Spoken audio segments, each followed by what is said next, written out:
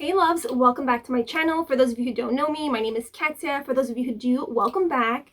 So for today's video, I decided to do a Q&A since I have gotten so many questions. I wasn't able to answer everybody. So what I thought of doing is pretty much doing a whole video of updating you on things that are going on in my life, questions that you had for me. So we are going to dive right into everything. I wrote stuff down of some of the questions you asked. Also, I wanted to talk about my health update because I know a lot of you have been asking about that.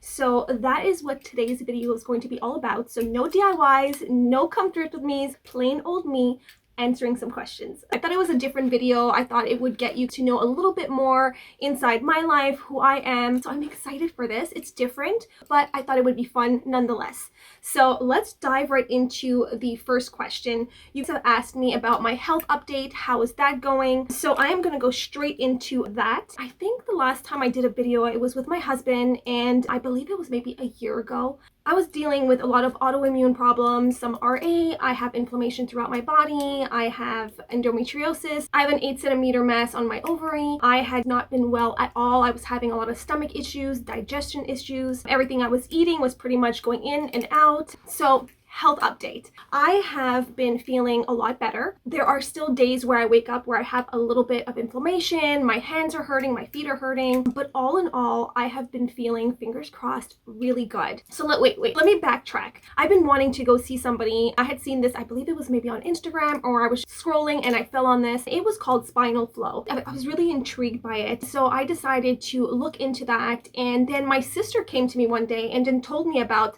this woman who does spinal flow in Montreal. I thought it was very much more in the States, not in Canada, so it was kind of harder to find somebody that did it in Canada. But when my sister found her and she wanted to go see her, I decided that I wanted to go as well. I believe that a lot of my autoimmune problems stems from a lot of trauma that I have stored inside my body. So I wanted to do a little spinal flow. So I did spinal flow for a good couple months. I also did energy healing, I did Kundalini, and I feel as though that helped tremendously. I had a lot of pent up stored emotions, and when you keep that in your body, it is completely toxic. I am in the process of learning to love myself, not to be people pleasing. That is a big one. I think I discussed that with you. I am someone that always wants to make everybody happy. I try to find solutions for everybody. I put everybody before myself. And that was a huge turning point in my life, that something happened where I decided that I was setting boundaries and I was no longer going to be giving all of myself and not receiving anything in return. I don't do things in the intention of getting things back, but now that I've been working on myself, I do expect the same respect in return. If I'm giving you 110% of myself, I don't expect you to be exactly the way I would want you to be, but I do feel that there has to be an exchange in relationships. It can't be take, and then it's not an exchange.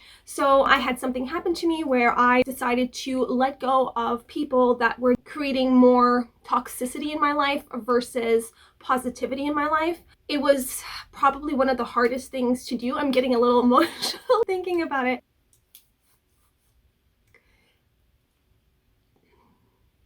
Without getting into too many details, it has been a rocky couple years, letting go of a few people that I love so much, and it's not by choice. It's not something that I wanted, but I felt that I had to do because I wasn't well. So that being said, I didn't think that I was going to start getting emotional right off the bat, but anyway, I think everybody has gone through their own challenges and their own journey, and it's not something that I regret. I'm so glad of everything that I have gone through because it has made me who I am, and I see things differently because of the things that I have gone through. I feel more compassionate for people. I want to help. I want people to not feel the way I feel because I've gone through things that were extremely hurtful. I'm so grateful that I did, but at the same time, I feel as though I've been taken for granted of my generosity, and that's where I had to set my boundaries. So that being said, I took out people that were toxic in my life. I started working on myself. It's going to be a long journey, but I am working extremely hard to be the best version of myself, to love myself, put myself first, and let go of things and people that have hurt me in the past, and try to have a positive outlook about life, because I do believe we are co-creators. We manifest our life, and I cannot stay in that mindset, it's not healthy for me. So this whole journey of spinal flow, Kundalini, energy healing has really centered me when it comes to that. It has helped me in so many ways. So if you're looking to do things for your health, sometimes we don't realize, but there are so many things that happen to us. I try to make everybody happy, so I don't really necessarily let my emotions out. And so this was a way for me to really release a lot of emotions and a lot of pent up hurt and traumas that I have had. I am a work in progress. It's not like from one day to the next you are cured, but I believe that a lot of my health issues had to do with a lot of traumas that I have stored. It has helped me when it comes to my periods. Every month when I have my period, I am in bed for 2 to 3 days in pain. It was agonizing pain, and since I have been doing that, I have had zero pain.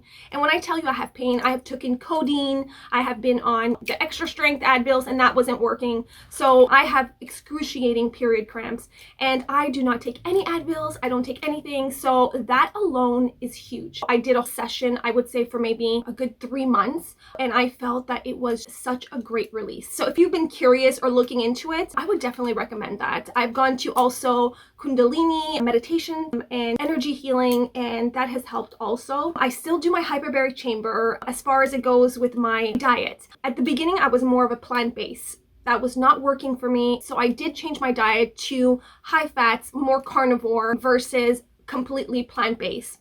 And I felt that that was helping. However, my body was having trouble, since I was plant-based for so many years, was having trouble adapting to high fats. It was having trouble to eat meat. And so I had a very long process of having a lot of stomach issues. And so I found a middle ground. I listen to my body and what my body wants. So if my body needs meat, then I will eat meat. I use natural fats, so butter, avocado. I use also coconut oil. So I still stick with the high fats, but I listen to my body a little bit. So if it wants more plant-based stuff, then I'm going to eat more plant-based. If I feel more that my body is asking for more meat and higher fats, I'll go in the eggs, I'll go in the meat, I'll go in the nuts. So I found a balance where I feel works best for me. So that's what I've changed when it comes to my diet. If there's one thing that I've learned dealing with a lot of chronic pain, is that you really are in tune with your body. And if you have chronic pain, you know what I'm talking about. You are aware of every little thing about your body. And so I went ahead and listened to my body. And if my body is reacting to something, then I need to listen to it.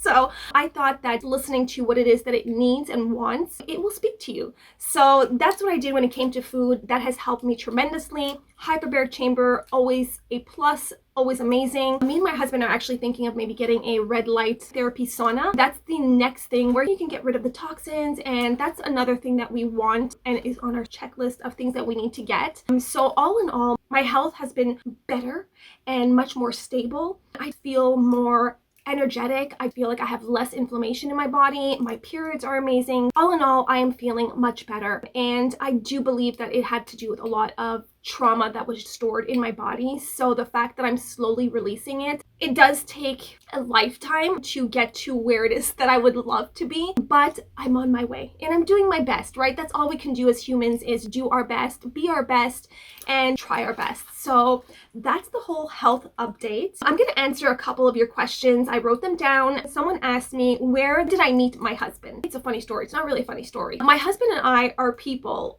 that are more homebodies. I am not someone that used to go out clubbing. I'm not someone that does so many activities. When we met, I was no longer in school, so we couldn't meet at school. So my mother, which is the strangest thing because it's not like me and my mother, but my mother said, how about you join a dating site? So me and my mom created my account, and I met Alex on the dating site. I've met some really cool people. I've met some not so cool people. I've met some pretty crazy people, but it was such a beautiful experience nonetheless. I enjoyed it, and I'm so happy that my mom forced me to do that, because it is something that is completely out of my comfort zone and something that I would not do, but I did it, and I'm glad I did because I met Alex. So that's how we met. Another question that you had for me when it comes to my husband is, how long have we been together? So we met on the dating site and we have not left each other since. So we have been together for 19 years. So it is a very long time. It is a long time. I love him so much. He is my best friend. And I think that that is the best advice I can give somebody is fall in love with your best friend. You can't go wrong. Is it the most passionate relationship? Passion only lasts so long. That's what I believe. I think that yes, it's very passionate at the beginning and it becomes different love as the years go by, especially when you're heading towards 20 years with somebody. And so the fact that we based our relationship from the get-go on friendship, because we met, we were friends for a year and then we started dating. So to me, I think that in all my relationships, I actually was friends with all of them before I dated them. And for me, that is the most important thing, is finding my best friend and being with my best friend, being with someone that you trust. I think communication is huge. And the most important thing for me is definitely trust. I trust Alex emphatically. He trusts me. And I think that is the most important thing when it comes to a relationship. If there is no trust, there is not much. That's what I have to say about that. Anyway, for me, what attracts me to men and what attracted me to Alex, some people love if a man makes her laugh or funny or silly or goofy. And for me, it's the intelligence. I want to have a man that is extremely intelligent. I want someone that I can have conversations with. I want a man that I feel safe with. I want to feel that my person is teaching me and helping me grow. And if someone is, and I don't want to say this as an above below, but if someone is in a different vibration or different energy than you, then I feel that you're not on the same, I don't want to say level, because I don't want to create someone's higher or lower. Everybody on their journey is in different places or in different stages, but I wanted to connect with the person that could teach me something that I can learn, and vice versa. He can learn things from me, I can learn things from him. So for me, the intelligence was one of the top things what I look for in a man. And another thing is being goofy. So as much as I love my men that are very manly and masculine, I also love that Alex is a big guy. He's 6'4". He's a big boy and he's manly. He's a man. I call him like a caveman, but I love that. But I also love that he can be a big teddy bear. So he is the sweetest. If you're sick, if there's something, he is taking care of you. He is such a good person. And I am so grateful for that. So we can laugh, act goofy, but he can also make me feel like I feel safe and I feel that I am also learning and growing from him. So for me, that was really important when I was looking for a future husband. So that's pretty much it when it comes to Alex. Another question is, do you have any sisters or brothers? And okay, my parents divorced when I was 3. I have 2 sisters. I have an older sister, I have a younger sister, and then when my dad remarried, he had 2 other girls. So I have a total of 4 sisters in total, but I have 2 that I'm extremely close with because I do not have a relationship with my father. So I don't really speak to my other sisters, but in total, I have 4 sisters. I speak to the 2 sisters that are on my mom's side. And I say mom's side, my older sister and I have the same father, and then my younger sister and I have the same mom, but not the same father. But I am close with them, and then the other sisters, unfortunately, it's not that I don't want a relationship with. Because of the situation with my father, it never happened. Another question is, have you ever studied art? And also, what training have you taken? So, okay, I went to school. I studied in makeup. I actually went to makeup school. So I did makeup and I also studied in graphic design. So I have my diploma in both of those. However, I went in there because I love art. As you know, I actually wanted to go. I had gotten accepted to an art school, to a very prestigious art school, and I decided not to. I decided to move to California instead, and I had a beautiful experience with my husband there. When we came back from California, I went back to school, studied in graphic design and in makeup. I did work in graphic design for a few years. I worked for some magazines. I created some websites. I did freelance work for different companies, from yoga studios to home decor to fashion, but I felt that it wasn't what I wanted. I love being creative. I studied graphic design because I thought it was a way for me to still be creative and still have a great salary and a good income. However, I didn't feel that it was me, and I felt the same way about makeup. I love my makeup, but to do this all the time was not something that I felt was my calling. So what I did is I used everything that I studied in or that I practiced in, and I took everything and used it to my advantage. For Katia, I created my own website. I did a lot of visual merchandising as well in some stores and also for magazines. So I used everything that I have learned throughout the years and compiled it all into one. I am not someone that loves art. I'm not someone that loves fashion or beauty. I love it all. So it's very hard for me to settle into one thing. So YouTube had allowed me to put everything all together, and that's what I love. So it's played in my favor that I went to school for all these things, or I have different experiences when it comes to my work. But I also feel that each things that I've done in my career or in my schooling wasn't fulfilling enough. And when I found YouTube, at first I was doing Instagrams. I was an influencer on Instagram. I was working with some companies on Instagram. That's how I worked my way up. And then I had been wanting to do YouTube for the longest times, and I didn't have the courage to do that. I am someone that is extremely socially awkward. And I know I've said this, if you've been following me for a while, I am very uncomfortable in situations. I never know how to talk to people. I'm such an awkward bird. As much as I love learning and talking to people, I do feel that I'm very much in my head, and that has a lot to do with people pleasing. I want to always constantly make sure that the other person is okay. So I'm constantly thinking while somebody is talking to me or is getting to know me. So I'm very much in my head, but I wanted to push my boundaries and push myself outside my comfort level. So I thought that by doing YouTube, it was not something that I felt comfortable. I felt that I would be judged. I think that that was one of the biggest things, on being judged. And so I decided to go ahead and do it. And I could not be more happy that I did it. So I really do believe that when you do things that scare you, it is endless, the opportunities that have come from me doing this. And the fact that I get to wake up every day and do videos for you, get to create, get to do everything that it is that I love, and DIY, fashion, everything, and that you appreciate that, and that I inspire, or that I bring some happiness to your day, I could not ask for a better job. All of the things that I have gone through in my life, all of the experiences that I have had when it comes to schooling, when it comes to careers, when it comes to different things that I have done, it brought me to this place, and I am so grateful. So I went to school, diploma, graphic design, makeup, and I had careers as a stylist, and I've had careers working in magazines and stuff like that. So, I mean, I've dipped pretty much in a lot of things. I've always had some online store. That has always been something that I love. I love to have my own business as well. I mean, since I was a kid, I used to like sell things on the corner of the street. That is something that is embedded in me.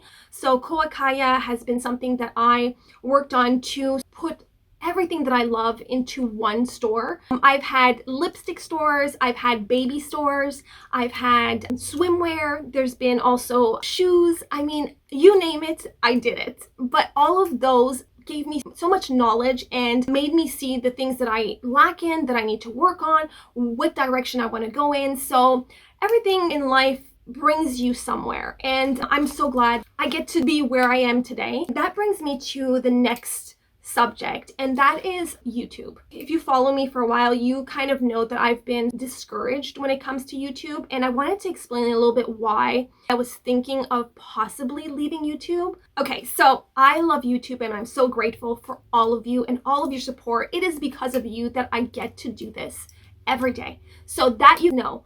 However, when you work so hard, and that's things that people don't see. A lot of people think it's you put on the camera, you film, and you upload.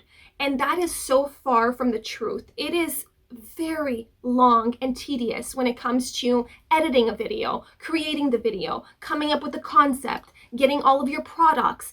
I mean, it is a huge production every time I do a video. And that's what people sometimes don't realize, all the work that goes behind each video. So only a YouTuber or another influencer can understand how much work goes behind it. So that being said, when you put so much work and so much love and so much effort, and you feel as though YouTube is not promoting your video, it has to do a lot with the analytics. If they're putting you on their homepage, they also decide how much you get paid. It is never stable. So a lot of people that don't do YouTube are not aware of that. So you can be making barely anything on one video and then make a good amount on another video. But a lot of the times, and especially recently, it has been lower and lower and lower. So my subscribers are rising, but my views are getting lower. And so you start getting discouraged, you start getting in your head, you start trying to think of different ways to elevate your channel because you feel as though there's something that you're doing wrong. And so it was taking a huge toll on me. And to do a video, be 100% yourself.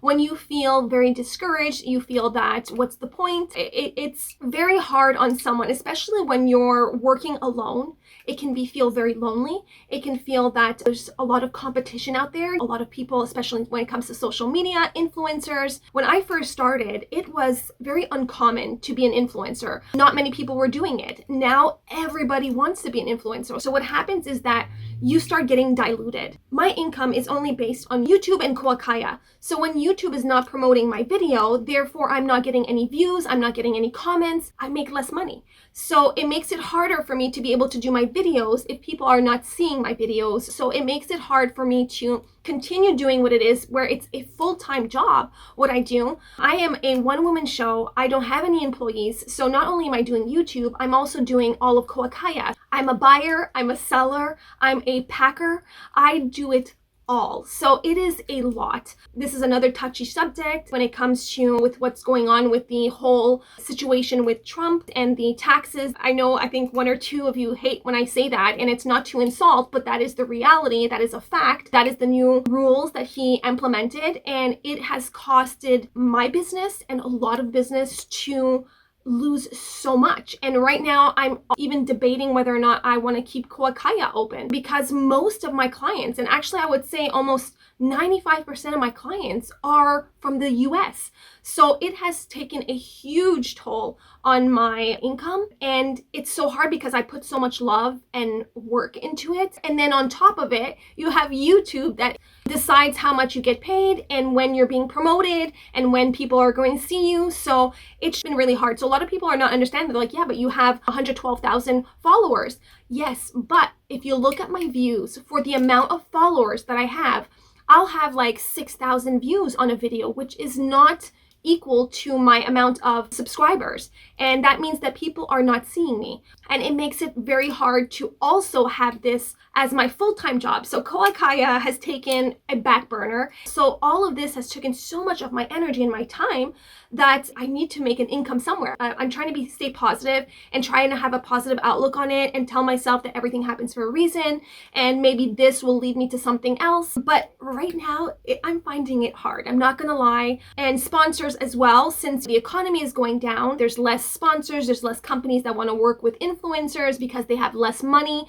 It's all a ripple effect, and I don't know if it's gonna get better or it's going to keep getting worse. And I'm not the only company. I'm not the only YouTuber. I'm not the only person, I'm sure, that feels that way. Another question, do I have children? So me and Alex don't have children. So I don't have children. So it's me and Alex. But a lot of people have children and children that rely on them and families. And it's a really hard situation. And I am finding it's so hard right now with so much division, and I'm not going to get into that because I feel that that is a very touchy subject when it comes to what's going on right now in the world. I'm so disappointed and saddened would be more the word than disappointed. There's so much division going on, and we should all be rallying up together and sticking together and loving one another instead of spewing all this bitter and hatred. And it is so sad to see what is going on in this world. We should lead with love, and we should help one another and encourage one another and accept one another, and it's the furthest from what's going on. So anyway, that being said, the question was if I had children, and I don't have any children. Me and Alex don't. It's not something that I regret or that I would like. For the longest time, me and Alex maybe had discussed adopting children, but as the time went by, me and Alex, my baby is my business. Alex is also an entrepreneur, so we are very business-oriented people. We love our work. I think we're too selfish, would be the word, to have children. I've actually had a daycare with me and my sister, and I know what it's like to take care of children. And once you have children, it's no longer you. Your whole life revolves around your child, and that's the way it should be. But I am a little bit, I don't want to say selfish is the right word, but it's not something that I've ever felt the need to or want to have children. And a lot of women do. And for me, I'm okay with not having children. And so is Alex. So no children. So it's just me and Alex in this big house. Another question is, have you studied art? I have not studied art. I always loved art. I've taken art in high school. I've also done murals for different schools and stuff like that, but I have never studied art. I was supposed to go to a really big art school that I had gotten accepted to. However, I changed my plans and decided not to. And so, no, I've never studied art. I love art. I love creating. I think that that is one of my biggest passions, creating and putting things together and making things look beautiful. So however that comes across, whether it be in fashion, home decor, DIYs, that's what I love. So it's creating something and making it into something beautiful. So another question that somebody asked, are your locks made of your own hair? So I have gotten so many questions on my hair. Okay, so let me begin. I let my hair grow for 11 years. So my hair was almost down to my butt. My hair was very long.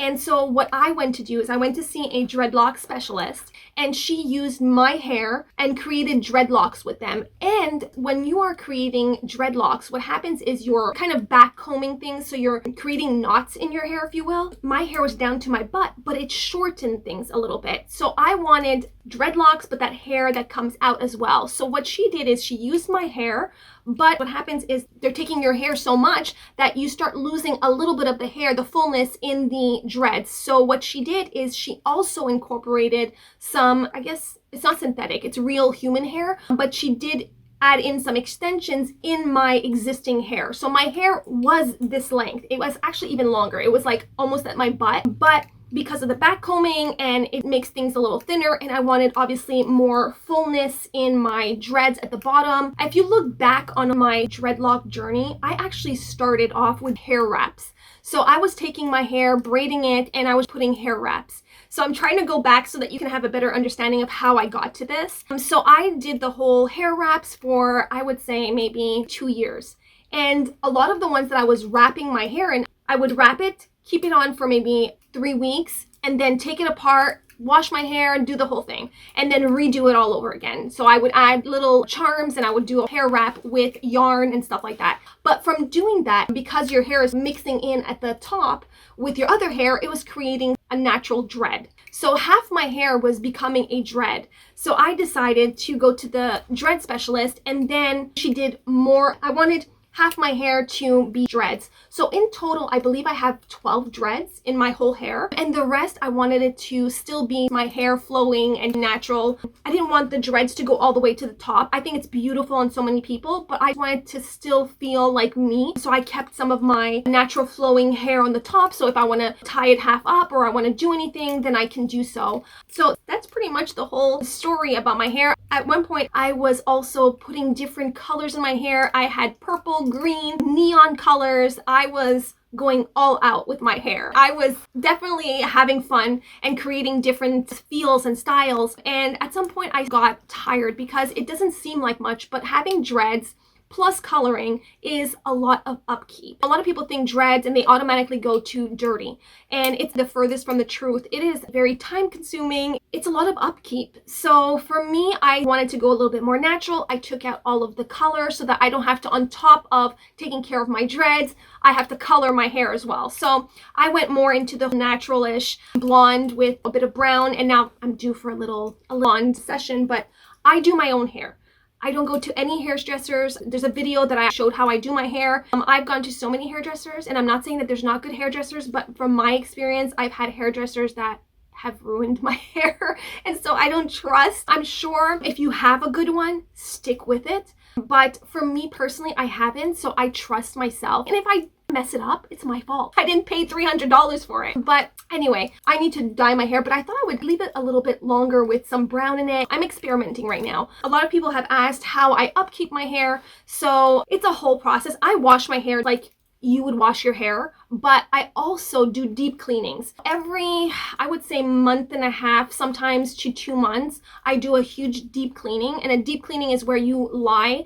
I have this inflatable bin that I got on Amazon, and you lie in there with a coconut ball, and some people use vinegar, some people use other things, and you literally deep clean your hair. So you lie there for a good half an hour and you start seeing that the water is getting dirty. So it really goes inside and cleans deep inside your dreads. So there's washing your hair like everybody else, and then there's the deep clean. So you want it to really go inside your dreads because it is matted hair. And then I also take out all of these charms. So every time I do a deep clean, I redo all of the charms. I redo all of the yarn that's around my hair. So that's what I say, it is quite a lot of upkeep. So if you're looking to get dreads, I would suggest to think twice, because like once you start doing this, you can't completely undo your hair. So you want to make sure that you are ready for it. I do think that it is a part of who I am now. At some point, maybe I'll decide to cut them off. Sometimes I miss having the flowingness. I have it on the top, but I don't have it everywhere. So if I want to tie my hair, it's a little bit harder. The whole hair, it puts a lot of weight. So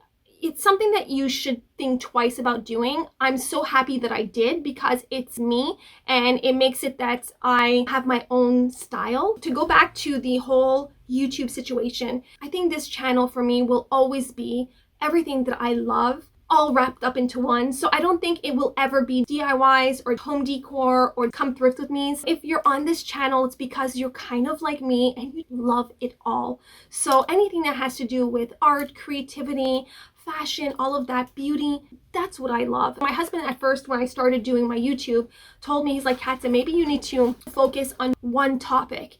And for me, it was a non-negotiable. I was like, what? No. I'm like, this is who I am. I love everything. There's not one specific thing that I love when it comes to art, creativity. So I wanted this channel to build a community that is like me and that loves it all, and that one day you feel like decorating your house and the next day you want to do a DIY, and then you go shopping for a cute outfit and you want to feel, that's what it is. You love thrifting. I want to attract the right people, and for the longest times I've been a people pleaser, and for me this channel is me being me and me being authentically me and sharing that with you. And I hope that you connect with me and totally get what I'm trying to say. So that being said, I think I'm going to keep doing what it is that I love, which is creating for you guys. But there are moments of doubt, and I think that that is normal for everybody. I think that we all have to make a living. The realities of life, sometimes even if you want to do something that you love, there are realities. But I will try to keep doing what it is that I love until I can't anymore. And YouTube is one of the things that even if I had all the money in the world, and that's a question that my husband asked me, and he's like, if you had all the money in the world,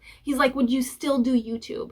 And 120% would still do YouTube because I love it. I love sharing and I love creating for you. So that should say something, right? That means that I really do love what it is that I do. It's sometimes you're alone and it's hard to encourage yourself or push yourself. Not that I'm not saying that you guys are not supportive, but sometimes working in that environment and being your own cheerleader can take a toll on you sometimes. So it kind of puts things in questions. So right now I'm in that whole, am I keeping Koakaya? Am I going to continue with YouTube? But for sure, I'm going to definitely stay with YouTube because it's my passion. It's what I love. Koakaya, I'm not sure. I will keep you posted on whether or not I keep the store open, but juggling the two has been a lot of work, like a lot. So I'm up in the air on that one. I'll keep you posted. I went down the list and that's pretty much it. I know there's full of questions that I probably haven't answered. So if there is any other questions that you have for me, write them down below. It's all nice that I do videos that are a little bit more surface, more DIYs, but sometimes I would love to take you into my world a little bit and have a better understanding of who I am and my past and what I've done. I love doing these types of videos because I feel that I am going to be connecting more with you. So anyway, that being said, comment down below if you want to see more videos like this once in a while, maybe with my husband as well. Maybe he can answer some of the questions that you have for him. And another question people ask me is how tall I am. So I am 5'4". I'm 5'4". My husband is 6'4". So I look like an itty bitty little child next to him. It's special. When we are taking pictures, he has to like crouch down, but I love that. He's my big teddy bear and I love that. I love a tall man, but we look crazy. That's pretty much it. If you got this far to the end of the video, kudos to you because I'm not sure I would. And before I leave, you know, I tell you my outfit. Today I'm doing a little preppy schoolgirl kind of look. I went with this blouse, I believe, is from, I think I got it at Zara. This tie, I got it at the thrift store. This vest, I got at Urban Planet. Skirt, I got from Zara. It's like a burgundy skirt. So that's the whole look I'm going for. Jewelry, Katia. I am not wearing a necklace. And that's it. That is the whole outfit. I hope you enjoyed this type of video. Thank you all so much for watching. Thank you for your thumbs up, your comments, your love, your support. And I will see you next time. Next video, I'm not sure. I'm not sure on this one. Maybe it come thrift with me, some fashion. I'm not sure. It's up in the air. Whatever I feel like it, right? So I love you. I will see you next time. Have the best week ever. Bye, guys. Mwah.